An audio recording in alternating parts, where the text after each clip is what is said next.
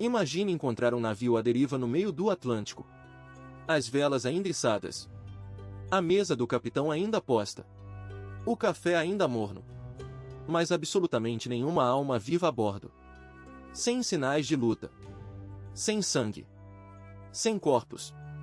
Sem uma única explicação racional. Isso não é ficção científica, não é lenda urbana e não é invenção de escritor. Isso aconteceu de verdade, em dezembro de 1872, e até hoje nenhum ser humano na Terra conseguiu explicar com certeza absoluta o que ocorreu com os 10 passageiros do Mary Celeste. Este é o maior mistério marítimo da história. Para entender o mistério, precisamos conhecer o navio. O Mary Celeste foi construído em 1861 em Spencer's Island, na Nova Escócia, Canadá. Era uma brigantina de 2 mastros, com cerca de 31 metros de comprimento e capacidade para carregar centenas de toneladas de carga. No início, chamava-se Amazon. Mas o navio teve uma vida conturbada desde o começo. Seu primeiro capitão morreu logo após assumir o comando. Ele encalhou 2 vezes. Passou por diferentes donos. Em 1868, afundou parcialmente e foi vendido como sucata. Após reformas extensas, foi rebatizado Mary Celeste. Muitos marinheiros supersticiosos diziam que aquele navio estava amaldiçoado. Em outubro de 1872, o Mary Celeste foi carregado em Nova York com uma carga muito específica e muito perigosa, 1.701 barris de álcool industrial, destinados a uma empresa em Gênova, na Itália. O valor total da carga era de aproximadamente $35.000 da época, o equivalente a centenas de milhares de dólares hoje. O navio estava em bom estado. A carga estava devidamente estivada. Os documentos estavam em ordem. Tudo indicava uma viagem de rotina, ainda que longa. Naquele outono de Nova York, o Mary Celeste parecia finalmente ter superado sua má fama. Parecia que os dias de azar tinham ficado para trás. O homem escolhido para comandar essa viagem era Benjamin Sponer Briggs, 37 anos, natural de Massachusetts. Briggs era tudo que um armador poderia querer num capitão: experiente, respeitado, profundamente religioso e conhecido por sua conduta impecável. Filho de uma família de marinheiros, já havia comandado outros navios sem um único incidente grave. Ele era o tipo de homem que não bebia, não jogava e levava a Bíblia para cada viagem. Para essa travessia, Briggs tomou uma decisão incomum. Levou consigo sua esposa Sarah Elizabeth, de 30 anos, e sua filha Sofia Matilda, de apenas 2 anos. Era uma viagem de trabalho que deveria ser também uma aventura em família. A tripulação era pequena mas competente, 7 homens ao total, além do capitão, sua esposa e filha. Entre eles estavam marinheiros experientes de diferentes nacionalidades, incluindo 2 irmãos alemães, Volkert e Bos Lorenzen. O imediato era Albert Richardson, amigo pessoal de Briggs e padrinho de seu filho mais velho, que havia ficado em casa com os avós. A cozinheira de bordo era Edward William Head. Era um grupo coeso, sem histórico de conflitos ou deserções anteriores. No total, eram 10 vidas a bordo quando Mary Celeste levantou âncora em Nova York no dia 7 de novembro de 1872, com destino a Gênova, Itália. 10 dias depois, em 15 de novembro, outro navio deixou Nova York com destino próximo, o Dei Gratia, comandado por David Moreuzi.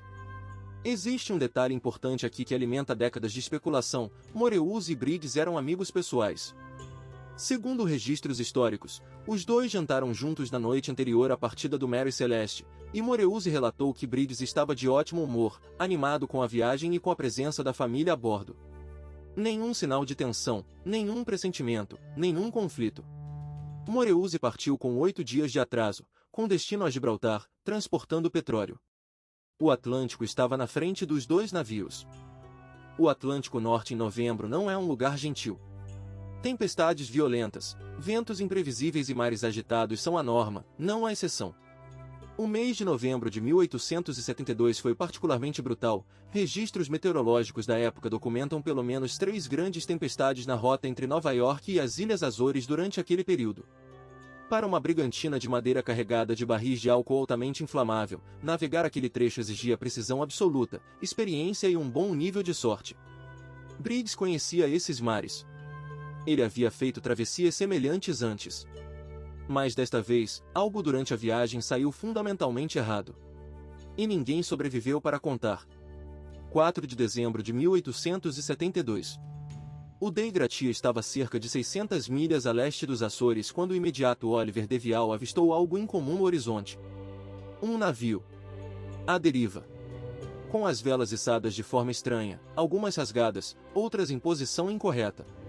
O navio balançava sem direção definida, como se não houvesse ninguém no leme. Devial informou o capitão Moreuze, que pegou o binóculo e observou por longos minutos. Nenhum sinal de vida. Nenhuma resposta aos sinais enviados. Moreuze reconheceu o navio imediatamente, era o Mary Celeste.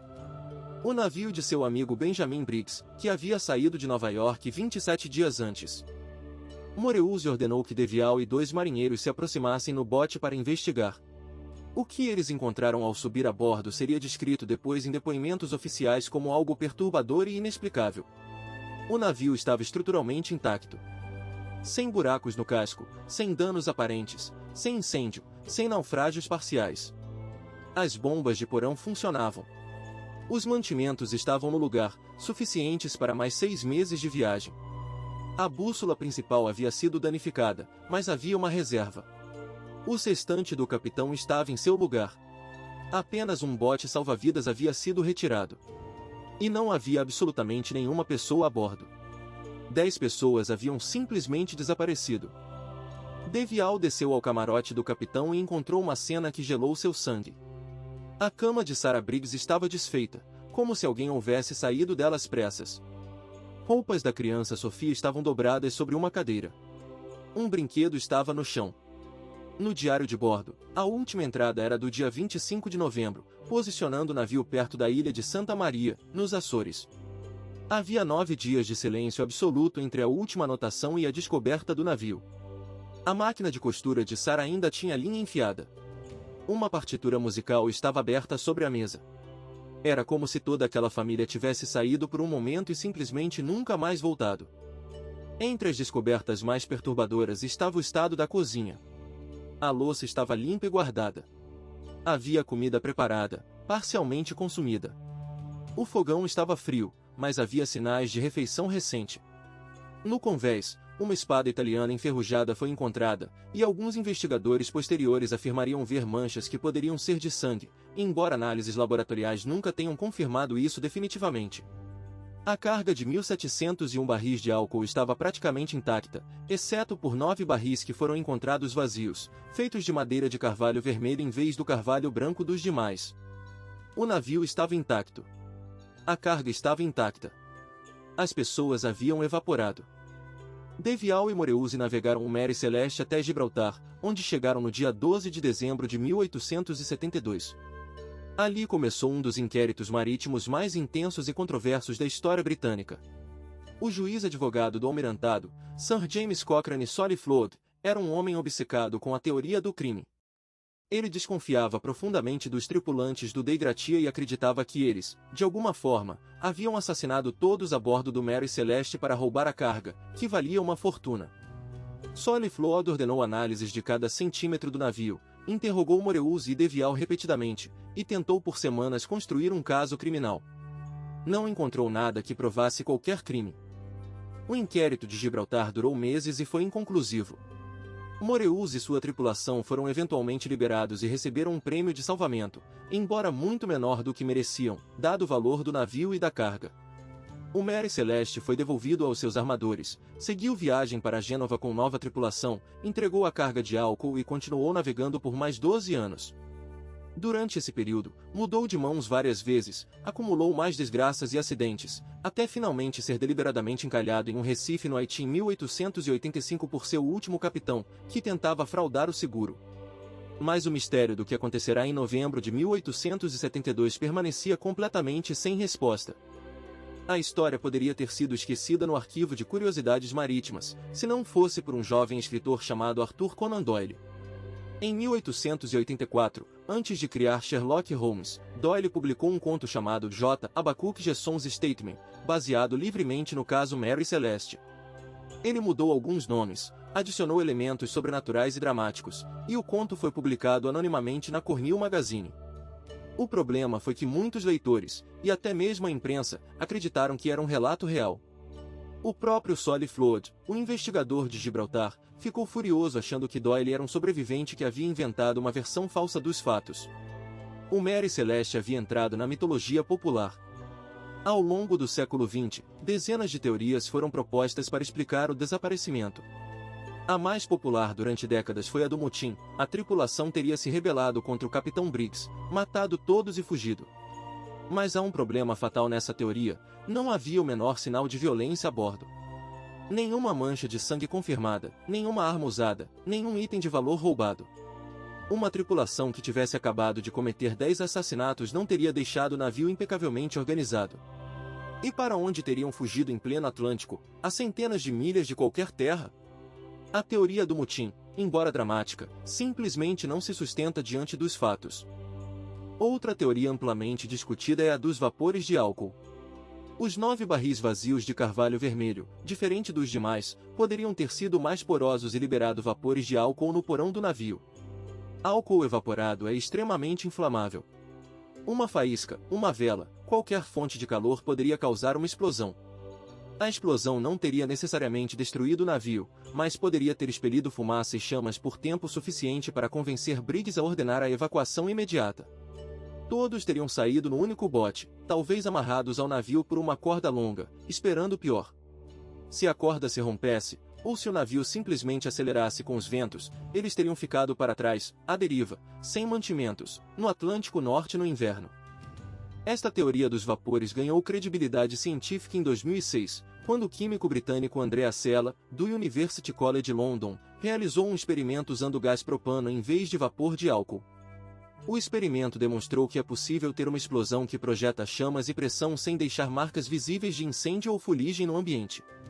A explosão seria quase limpa, apenas barulhenta, assustadora e capaz de criar uma bola de fogo momentânea. Para uma família com uma criança de 2 anos a bordo, para um capitão religioso e cauteloso, essa sensação de explosão iminente poderia muito bem ter sido o gatilho para uma evacuação de pânico imediato, sem esperar para avaliar se o perigo havia realmente passado. Outras teorias incluem um ataque pirata, embora não houvesse piratas ativos naquela rota naquele período, e nada foi roubado. Há quem defenda a teoria de uma tromba d'água ou waterspout, um tornado marinho que poderia ter sugado todos para o mar instantaneamente, embora não haja evidências de danos estruturais compatíveis. Alguns entusiastas do sobrenatural, especialmente após a popularização do Triângulo das Bermudas na década de 1970, tentaram associar o caso a fenômenos paranormais, apesar de o Mary Celeste ter sido encontrado muito ao norte e a leste do Triângulo.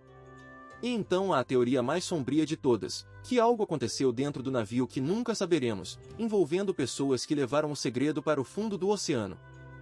Em 2001, o documentarista e historiador britânico Paul Begg publicou o livro Mary Celeste, The Greatest Mystery of the Sea, considerado a análise mais completa e rigorosa do caso até hoje. Begg passou anos analisando cada documento original disponível, os registros do inquérito de Gibraltar, os depoimentos dos tripulantes do Dei Gratia, os documentos de carga, os registros meteorológicos da época, os relatórios dos investigadores. Sua conclusão foi que a teoria dos vapores de álcool, combinada com o pânico humano resultante, é a explicação mais consistente com todos os fatos conhecidos. Não prova, mas é a melhor hipótese disponível. O caso oficial nunca foi resolvido. Nenhum corpo, nenhuma confissão, nenhum sobrevivente. Em 2024, 152 anos após o desaparecimento, o Mary Celeste continua sendo estudado por historiadores, cientistas e investigadores do mundo todo. O caso foi objeto de mais de uma dúzia de documentários, inúmeros livros, episódios de séries de mistério e até videogames. O navio em si descansa nos fundos do Haiti desde 1885, mas foi localizado por mergulhadores em 2001. Benjamin Briggs, Sarah, Sophia, Albert Richardson e os outros 7 membros da tripulação nunca foram encontrados. Nenhum pedaço do bote salva-vidas, nenhum pertence pessoal, nenhum rastro. 10 pessoas foram engolidas pelo Atlântico e pelo tempo, sem deixar resposta. Apenas perguntas que ecoam até hoje. O caso do Mary Celeste nos diz algo profundo sobre a condição humana, nossa incapacidade de aceitar que algumas perguntas não têm resposta.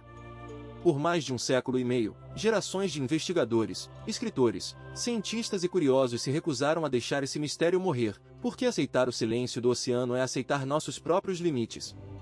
Benjamin Briggs era um homem bom, competente e amado. Sarah era uma mãe que levou sua filha de 2 anos numa aventura. 7 marinheiros experientes faziam seu trabalho. E em algum momento, entre 25 de novembro e 4 de dezembro de 1872, o Atlântico simplesmente os apagou da história, sem deixar resposta, sem deixar rastro. Apenas o silêncio do navio vazio, balançando nas ondas. Se você chegou até aqui, você sabe que o mundo é cheio de histórias assim, reais, profundas, perturbadoras, sem final feliz garantido. Histórias que nos lembram que o passado guarda segredos que o presente talvez nunca consiga decifrar. Se o Mary Celeste te deixou com essa sensação de mistério na nuca, imagine o que as próximas histórias do canal vão te fazer sentir. Dá um like nesse vídeo se você ficou com gosto de querer saber mais.